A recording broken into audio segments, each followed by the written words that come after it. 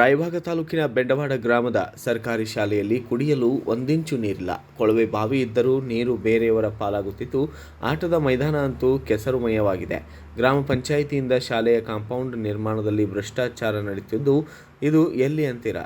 ನಮ್ಮದೇ ಬೆಳಗಾವಿ ಜಿಲ್ಲೆಯ ರಾಯಭಾಗ ತಾಲೂಕಿನ ಬೆಂಡವಾಡ ಗ್ರಾಮ ಪಂಚಾಯಿತಿಯಲ್ಲಿ ಸರ್ಕಾರಿ ಕಿರಿಯ ಪ್ರಾಥಮಿಕ ಶಾಲೆ ಕಮತಕೋಡಿ ಶಾಲೆ ಯಾವ ಶತಮಾನದಲ್ಲಿ ಇದೆ?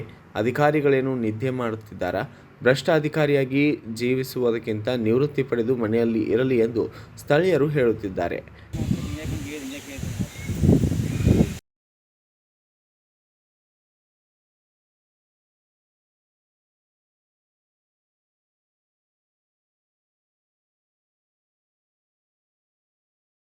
Bureau report Raju Munde, Bharat Vaibhav news, Raybag.